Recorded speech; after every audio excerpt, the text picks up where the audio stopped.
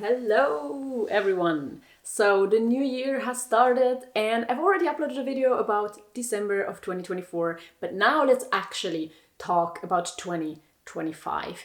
So this video is coming together because of the way I've been thinking about New Year's resolutions, but also just how I currently feel and how I know many people feel. And then of course it's informed by my general thoughts about, self-worth, living a sustainable and slow life, and my belief that we absolutely all deserve to be happy and healthy and have wonderful, successful lives without punishing ourselves, without forcing ourselves too much. And so here it is. This is how I am trying to start 2025 in a slow and intentional way, and how I think, even though I totally understand that at this time of the year, many of us want to change around everything and become a new person, I think there's this one thing that would have a more powerful impact on most of our lives than any kinds of New Year's resolutions, going to the gym and forcing yourself to do things that are hard in order to change and become a better person. And what that is actually rest. Now, before you click off and think that this, it's just nothing for you, let me explain. I think when we want to become healthier and happier, more successful, and live more, make more memories, I actually don't think that nowadays the most present problem is that we're doing not enough, that we should just be more productive, plan better, fill our calendars even more. But I think that actually rest would benefit us way more. It can decrease stress. It can give our immune system a lot of what it needs. It can make our lives better in many ways, and we can feel a lot healthier, and it can give us the energy we need for the things that we actually want to do. So it might sound counterintuitive now at the new year, where we want to do all of these things and become this different person. But I think resting, sleeping enough, having some downtime, relaxing, and doing unproductive things might have a better positive impact than forcing ourselves to do all of these new habits. And apart from what I just said, that I think most of us are not doing too little, but more so too much, I also think that it's just because of the season. So if you're not living in the southern hemisphere and it's summer where you live right now, I think most of us live in the northern hemisphere, and for us it's winter. And in winter, scientific studies have shown that people tend to need more rest and more sleep. And also I think a lot of us can just feel it. It's darker for so much longer. We just feel a little slower. We want to stay inside and cuddle up and have a cozy night. And I think, why not give that to ourselves? And if we have all of these big plans and take some time to rest now, we can definitely just, when spring starts, when it's warmer outside, when everything comes to life more again, also incorporate these things more into our lives. And I think everyone that's feeling overwhelmed because of New Year's resolutions, because December was stressful, then just resting a bit is actually absolutely enough. As you are enough as you are in general. And I think if you need to be productive in some way, then of course you can see this rest as being productive as well. Because you will just gain so much from having a well-rested body. This will be worth it. Rest is worth it. But I also understand that not everyone thinks rest is the only good thing to do right now. And so I also have some other things that I'm doing, that I've been doing for the past few days, and some more ideas that I could be doing or you could be doing at the start of the year that are not just rest. I've divided them up into different categories, and I'm talking about nurturing different aspects of our lives here. And so the first one is nurturing yourself, your relationship with yourself. And the first idea I have is actually something I've been slightly obsessed with during the past few days. I've just discovered this term on Instagram and TikTok and then YouTube.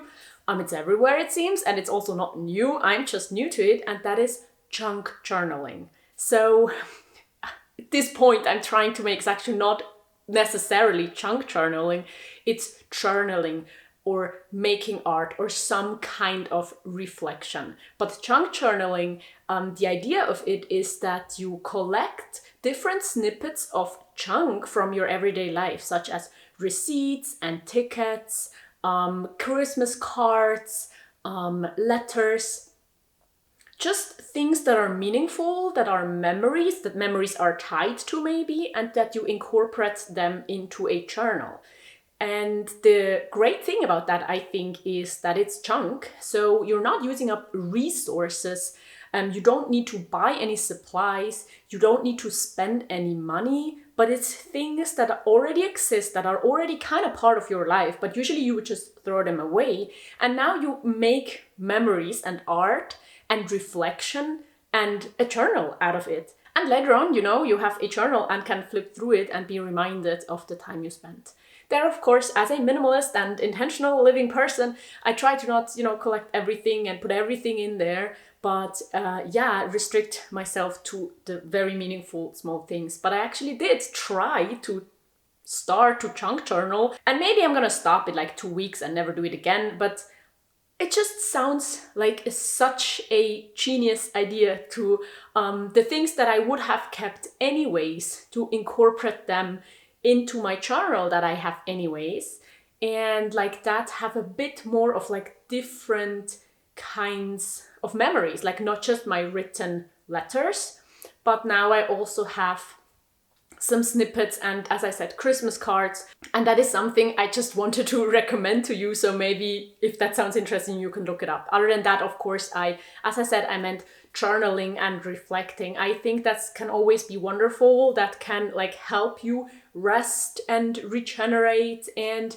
realign and readjust what you want to do with your time and your resources. And then the other thing that I wanted to talk about is making art.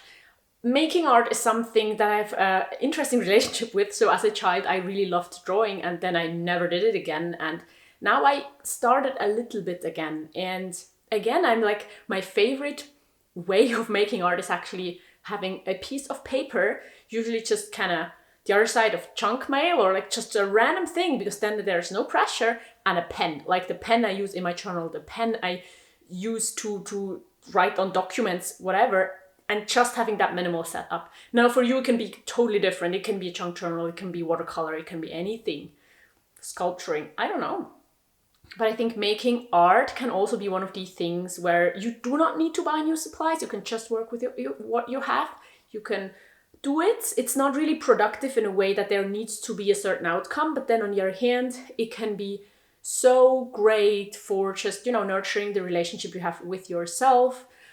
Having some space and time to yourself. And so I think if that's something that sounds good to you, why not try it? The same, I think, goes for photography. It's something I've loved doing for a long time. And right now it's like snowing and then raining and then snowing again outside. So I've been thinking about like going on a walk and just on one hand, just going on a walk, and then on the other hand, taking pictures of the snow. And I think there you can also just work with what you have, your phone, if you have a camera, if you have a video camera, use what you have. It's absolutely not about the outcome. It's about doing it and having fun with it. And then something I've been doing a lot during this past year that I think is also a great thing to do, that nurtures your time spent with yourself, is reading books. And there I recommend reading library books, because I think for many parts of the world it's actually free. Like, it's not absolutely free in Germany. You pay a little bit of money, but you pay as much money as you would spend on like 1 or 2 books, and then you have a year membership and you can read as many books as you want. So I think with all of these things, as you can see, I'm prioritizing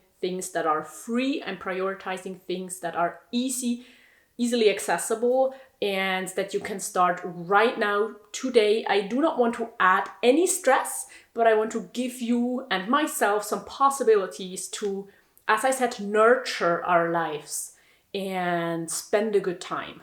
And then let's continue with the category of nurturing our bodies. And I think New Year's resolutions often focus a lot on that, but they don't really focus on nurturing your body, I think, but they're more so Often actually toxic things that we do because we try to fit in a certain box. We try to punish ourselves into a certain box. And I don't like that, because I think you are enough, and I think you will not actually remember the time you went to the gym but you didn't like it as a really good time in 10 years when you look back. So actually I try to live a life, that is good in the moment and that is good for the future. Now I do think you can work for long-term goals, of course, but I don't think you should actually suffer too much for your long-term goals. I think there should always be a way to be happy right now and be happy in the future. And so what I recommend is actually very moderate movements, such as going on a walk, going on a bike ride if it's not like icy cold and dangerous where you are, or cooking a delicious meal, like doing things for your body that feel good, that you really enjoy right now. And I think these two are things that I enjoy always and that I'm trying to do and that I've done so far. Like I've went ice swimming, I've went on like bike rides to work actually. I've cooked like a delicious noodle soup this year. And I'm looking forward to doing more of that. And I'm looking forward to doing it. And I'm looking forward to having done it and remembering it. And I'm not going to regret it. So I think you know what I mean. And then I also think an important part of like our overall happiness and feeling good is our relationships to other people. And so I think that, of course, if you have the capacity, if that's something you want to do, let's nurture our relationships to other people. For myself this year, I've reached out to a friend to go ice swimming together. It was not actually ice swimming, it was 6 degrees Celsius, so 1 degree above ice swimming. I'm meeting up some people I don't know yet actually today to just connect and maybe become friends. I've had good conversations with my coworkers. I've written letters to some of my friends, and I think these are just things that I also can highly recommend doing. Like super easy, nothing where you have to like spend money, have a huge like program and things to do. Just call a friend and have a nice chat, because connecting with other people that we like, where we have a good relationship, I think these things will always make us feel better. They will make us feel seen. We can help each other out. We can make each other's lives better. And so I do think that nurturing relationships are an important part of our lives, and we are grateful in the moment and will be grateful for it in the future. And it should be fun right now as well. And so that is what I recommend to you and what I'm trying to do. And especially the writing letters. I did it a little bit because of guilt, because some of my coworkers had like Christmas gifts for me, small things, but still, and I had nothing for them because I just, I didn't know we would give each other gifts, and I'm a minimalist. But so I sat down and made like a little drawing for all of them and wrote them a personal letter, and I really enjoyed it. And I also really, really love getting letters like these. And so I can highly recommend, in our digital age where we just, write WhatsApp and never write letters anymore, to write a letter every now and then. And it can also be, part of your art making. It can be part of your relationships. It can be just part of spending a good time. And then I think there's this category, if you really want to feel productive, you can nurture your surroundings. And by that, I think just, declutter and clean. So our home is really an important part of our lives, of course. It can make us feel better. It can make us feel healthier and more at peace. And so I do think it does make sense to give it a little thought, to give it a little work every now and then. So no matter if it's, changing your bed sheets, vacuuming, dusting, or if it's actually, decluttering and rearranging and making sure that you have the things in your life that actually make your life better. I think that's an option. And also, it doesn't have to cost any money. It can take 1 minute or 1 hour or 1 day or 1 week.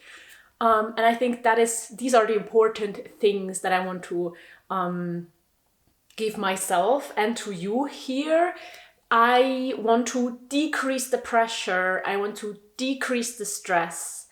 I want to decrease the feeling of like not being enough, but I want to nurture the feeling of belonging, of self-worth, of feeling that you are exactly where you want to be, that you are living a life, that you're enjoying right now, but you always will also like looking back on in the future.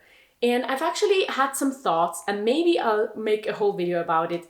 When we think about how we spend time, I think when we waste time, it often feels like that because we, for example, binged a TV show or read a book very fast and we don't even remember, like it's gone, the time is gone, the medium is gone that we consumed. Maybe, okay, the worst thing might be scrolling on TikTok. You don't remember anything you've seen, but you know that you have just spent several hours and these hours are gone and you feel worse than you did before it. And so the time is just vanished. On the other hand, when we're bored, too bored, then we're feeling like time is stretching into eternity and it's not meaningful. We're not enjoying it. We're here, we're living in the moment, but it's not a good feeling. And these are kind of the two sides of the spectrum of, not a well-spent time. But then what is there in the middle? So I think what's necessary is that we do have a certain feeling of time being spent, like time is flowing, we are spending time doing something, but we also enjoy it. And I think the things that make me feel most like this is actually, spending time in nature, moving my body on a hike, on a walk, seeing beautiful things, spending time with people I love, or then again, like journaling, making art, knitting, having like a hobby where I am focused, I do something. It does take a certain effort, but it's also easy enough for me to really, really enjoy it. Cooking, eating, traveling, things like that.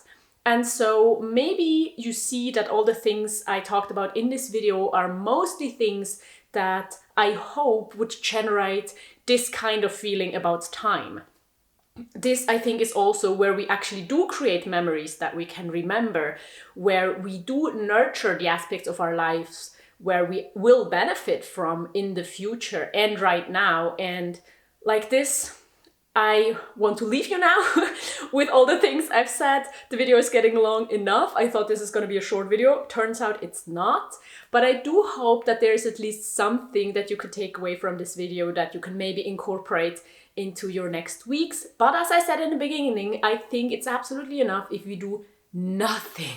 If we either continue like we've been doing it all the time, or if we actually take some time for more rest, because that's, I think, really something all of us can benefit from. And if you really want to like change something, add something to your days, why not do one of these activities that I've talked about to nurture an aspect of your life and to, spend some good time and maybe even make some good memories.